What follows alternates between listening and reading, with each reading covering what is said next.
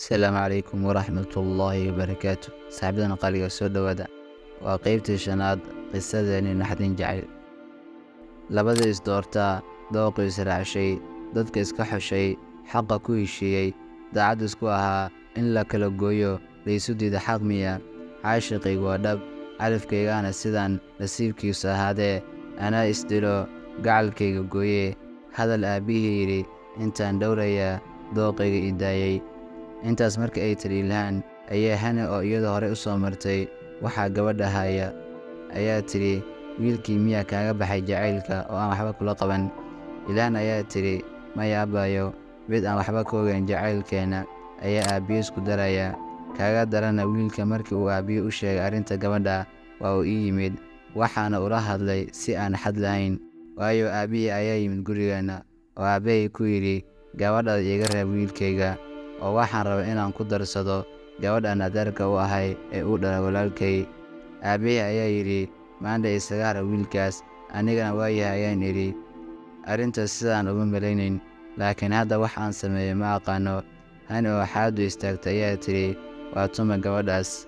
Ilhaan ayaa tiri, weli wejigeeda ma arkin, laakiin waxaa la yidhaahdaa Hane garuun jayte, alla ayaa gabadhaas waxgarad ka dhiga. Hane ayaa tiri, wax walba anaa kala furfuraya, jacaylkaadana waad helaysaa haddii uu alla idmo. Ilhaan mar waa ay faraxdaa, marna waxa ay tiraa, maxay ka qaban kartaa arrintan? Laakiin waa ibni aadam, oo waxaa laga yaabaa wax aniga iga qarsan inay og tahay. Hane iyada waxa ay moodday inuu aabbeed u soo waday inuu baro walaalaheed, laakiin murugad ayaa qayb ka soo gashay, oo waxaa ku dhacay laba mid dooro oo kale ah, in la ogaado gacalyaheeda qarsan, ama inay dumiso farxadda walaalkeed Daahir iyo jacaylkiisa, oo ay Daahir murugo u noqoto.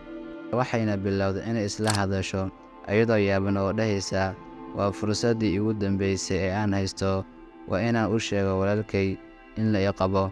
Waxaana leeyahay anigu walaalkii ma guursanayo, si uu isaga gacalisidiisa u helo.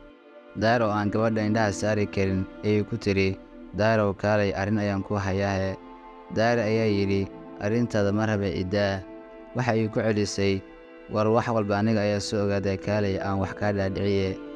Marka wax walba ay u sheegtay sida ay u rabto, ayuu Daahir oo farxadda ka badatay yidhi, abaalkaada maxaan ku gudaa?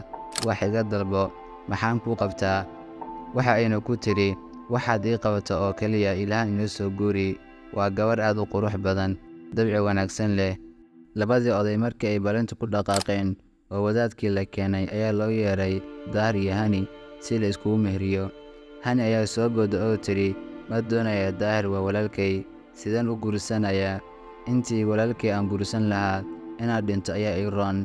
Si walba haddii la yeelay, Hane waa diiday. Odayaashii waa ay ka quusteen, waxa ayna go'aamiyeen inay iska dhaafaan.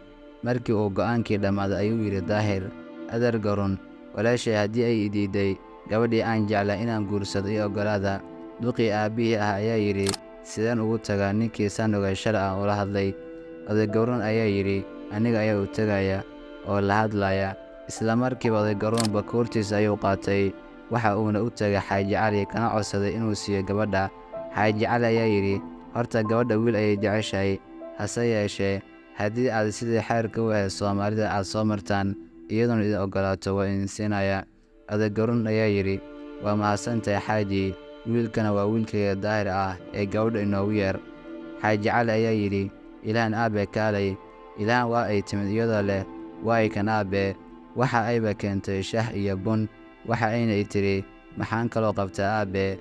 Xaaji Cali ayaa yidhi, wax kale lagama rabee, odayaashu waxa ay ka socdaan Daahir guure, waxa ayna doonayaan inaan ku siiyo, ee bal ka waran aabe?